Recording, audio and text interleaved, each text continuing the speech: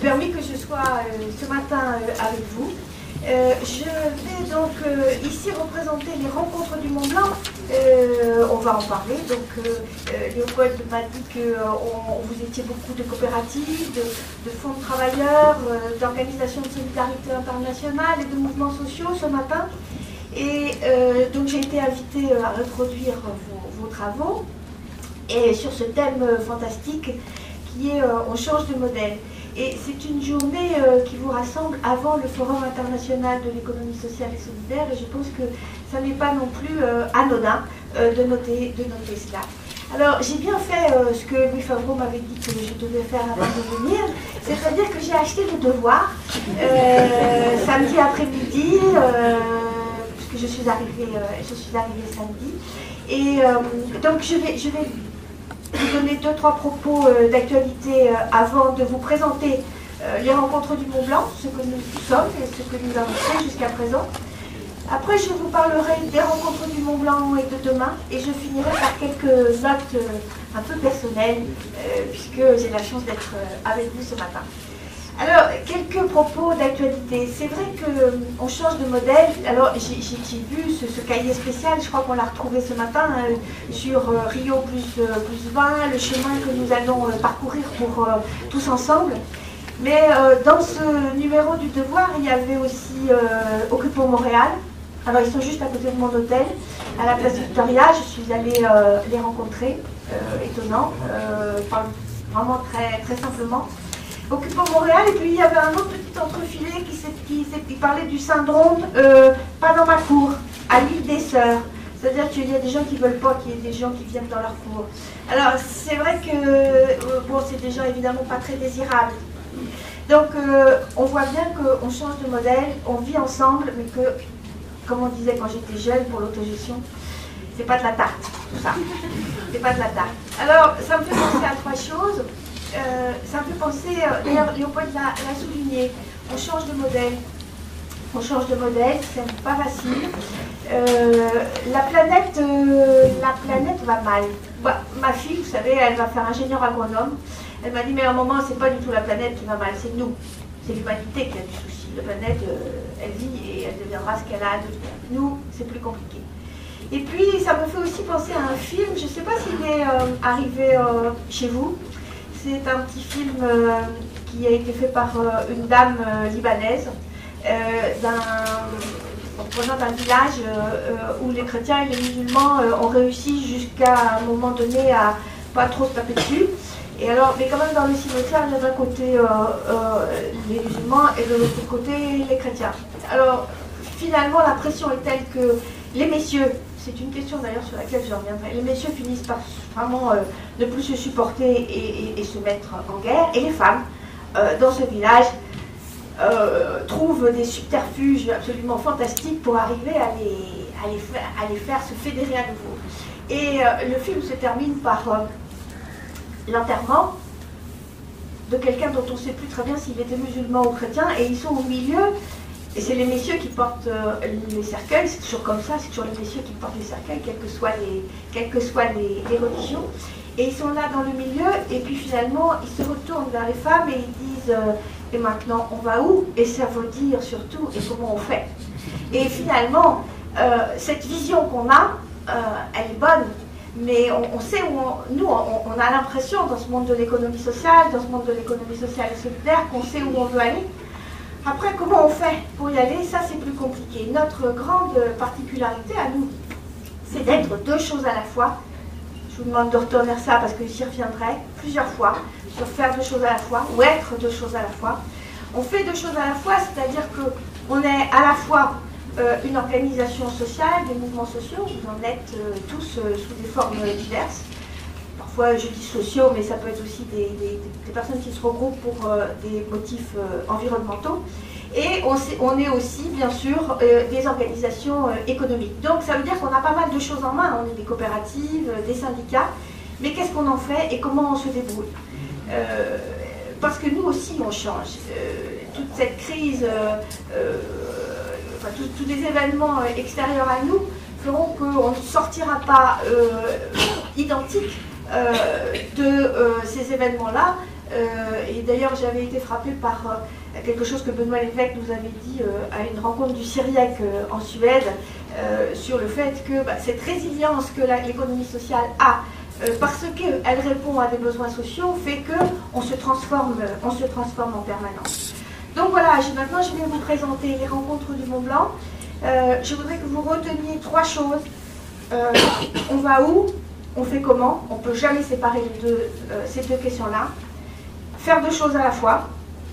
Et cette question de la résilience. Donc, on va regarder maintenant les rencontres du Mont Blanc. Qu'est-ce que c'est? Au départ, les rencontres du Mont Blanc, ça a été le projet de quelques dirigeants de grandes mutuelles et coopératives, des banques et des mutuelles d'assurance en France. Et l'alliance s'est faite avec nos amis québécois très vite. Et l'idée, c'était finalement le Davos de l'économie sociale. Vous voyez, genre, il faut que nous soyons présents, puissants, que nous montrions que nous aussi, on a des divisions et qu'on a des choses à dire. Et que finalement, on se donne aussi les moyens de faire se rencontrer les grands patrons de l'économie sociale pour faire des choses, des projets. Alors, c'était un peu entre le Davos et le Porto Alegre. Et en 2004, première étape, on a eu une grande réflexion sur qui on est dans le 21e siècle, l'âge de l'accès. Je me rappelle qu'on avait une grande réflexion sur notre holomorphisme. Je pense que j'étais une des rares à pouvoir accrocher à ce genre de choses, parce que c'était un peu le phénomène boule de neige. Chacun doit se sentir à la fois comme un élément du tout et une partie et le tout. Bon, c'était un peu compliqué. C'était la nécessité d'être plus au clair avec notre identité.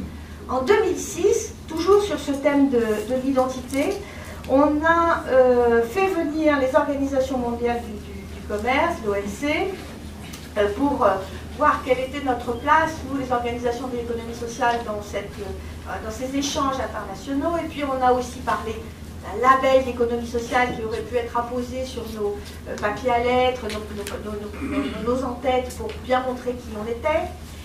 Mais à ce moment-là, déjà est sortie l'idée des logiciels libres, de Wikipédia. Et finalement, ce qui s'est passé, enfin, en tout cas, c'est ma version des choses, c'est qu'au lieu de partir de nous, on est parti de ce qui se passait à l'extérieur de nous. Et là, il s'est passé, je trouve, quelque chose de très important en 2008. On a fait notre rencontre du Mont Blanc à Chamonix sur le thème de l'énergie. L'énergie, on change de modèle. D'ailleurs, c'était drôle parce que Jérémy Rifkin, quelques mois après, à l'Assemblée des coopératives, l'Assemblée de l'ACI, de l'Alliance coopérative internationale, a développé exactement le même type de sujet. C'est-à-dire que l'énergie, de nouveau, n'est plus centralisée, ou en tout cas n'est plus que centralisée, et chacun peut en produire. Et du coup, à cette rencontre du Mont Blanc de 2008, on a bien vu qu'on changeait de paradigme, qu'on était à la fois producteur et consommateur d'énergie, consommateur d'énergie, producteur d'énergie, et relié à des grands réseaux, et que donc, les petits, les grands, la décentralisation, tout ça faisait quelque chose qui nous, à la fois, nous réinterrogeait et nous réancrait dans nos fondamentaux, qui sont effectivement d'être à la fois 2 choses, producteurs et consommateurs, citoyens et consommateurs, etc., etc. Et 2010, les rencontres du Mont Blanc, on les a portées sur la crise alimentaire, parce que là aussi, on voit bien qu'on a donné naissance à des coopératives de petits producteurs, de commerce équitable, des coopératives d'énergie, etc. Donc, les rencontres du Mont Blanc ont permis à la fois d'avoir ces colloques, de poser un certain nombre de grandes questions, et puis ont permis aussi à des gens de faire des projets ensemble. Et donc, maintenant, notre rencontre de 2011, comme Léopold l'a évoqué tout à l'heure, sera sur Rio plus 20. Donc on peut regarder, voilà, Rio plus 20, porter le modèle de l'économie sociale à la conférence de Rio 2012. C'est l'occasion pour nous afficher à nouveau cette ambition, et plus que l'ambition, vraiment le projet concret d'internationaliser plus les rencontres du Mont Blanc, c'est-à-dire que on est, enfin, Yassine Morales est par là, donc on est content d'avoir nos amis du Costa Rica et de l'Amérique centrale et de l'Amérique latine. On a aussi des Japonais qui viennent très actifs, en train de travailler avec nous. Disons que les supporters, et notamment les supporters financiers, sont quand même essentiellement français et québécois. Donc notre idée, c'est qu'il faut que nous accomplissions cette plus grande internationalisation. L'idée aussi que nous avons, c'est que nous garderions les rencontres à Chamonix, mais seulement tous les 2 ans, et que l'autre année, nous pourrions favoriser, soutenir des actions dans chacun des continents pour avoir des forums qui soient donc qui tournent plus dans l'ensemble du monde. Les prochaines rencontres ont lieu du 10 au 12 novembre. L'ancien président brésilien Lula sera avec nous et il répondra à nos questions. Il va remettre le prix des rencontres du Mont Blanc à Rio. Il y aura une table ronde sur les femmes avec une dame ministre du Congo. Il y aura le ministre des Affaires sociales du Togo. Il y aura des représentants du Premier ministre et du président de la République de Pologne. Il y aura Brice Lalonde qui prépare Rio 2020. Et donc, comme Louis Favreau l'a dit dans le devoir. Mais c'est quand même, voilà, ça se rejoint. Vous voyez qu'il va bien, il va bien le expliquer. Donc, Louis Favreau l'a dit, c'est un chemin dont nous mettons des pavés les uns à côté des autres. Aujourd'hui, on se retrouve ici le 17, le Forum international de l'économie sociale, les rencontres du Mont Blanc, Rio 2020, l'année internationale des coopératives. Et pourquoi est-ce qu'on fait tout cela? Parce qu'on veut changer de modèle. Voilà, donc Léopold me dit qu'il me reste 5 minutes et ça tombe très bien. Louis Favreau et Marie Lebert vont dire ce que moi je pourrais dire de façon différente. Il est inutile donc que je m'appesantisse là-dessus. Simplement une chose, l'économie sociale n'est pas résiduelle. Moi j'ai beaucoup aimé cette expression qu'ils ont eue. Elle n'est pas résiduelle parce qu'on ne peut pas la raisonner comme un tiers secteur qui serait dans un corner et il faut aussi que du coup elle se présente comme ça. C'est-à-dire qu'elle se présente comme une capacité de réguler différemment les questions sociales, ils vont le dire.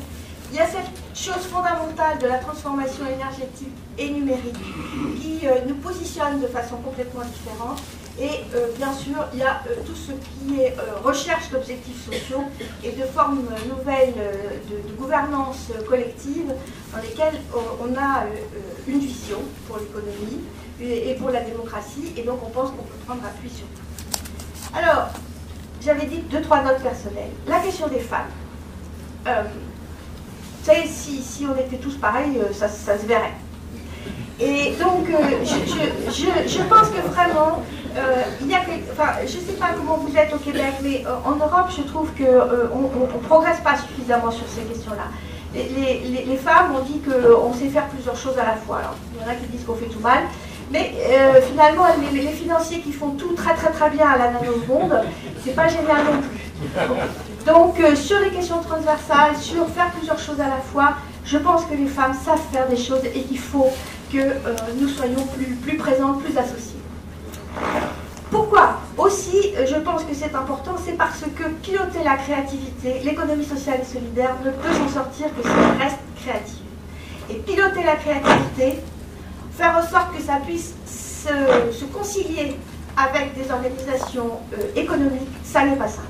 Je vais vous dire que quand j'étais directrice du développement du crédit coopératif, le faire tous les jours, tourner une banque de façon différente, ça n'est pas évident. Okay, donc il faut une constance, il faut une puissance pour faire ça.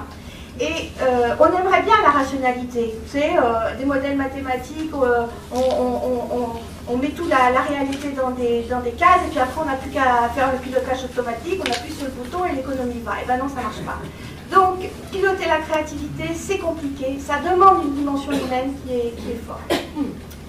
Promouvoir l'économie sociale en tant qu'intérêt général et pas seulement la promotion de ses acteurs. Ça, c'est fondamental. parfois, je vous le dis, maintenant que je suis un petit peu en dehors, on a l'impression que quand on veut notre reconnaissance, c'est la reconnaissance des acteurs que l'on veut. Non, il faut qu'on arrive à montrer en quoi ce que nous faisons et ce que nous savons faire et ce que nous sommes sert l'intérêt général. Et pour ça, il faut être sur le qui-vive. Et la dernière chose que je vais dire, c'est cette question que je voudrais vraiment que l'on travaille ensemble, c'est la question de la double qualité ou la notion d'agent double. 2 minutes, même pas une, Léopold. L'autre jour, j'ai lu un article sur Berkeley, où les étudiants se sont mis en grève avec leurs professeurs parce que les prix allaient, le prix des études allait augmenter. Et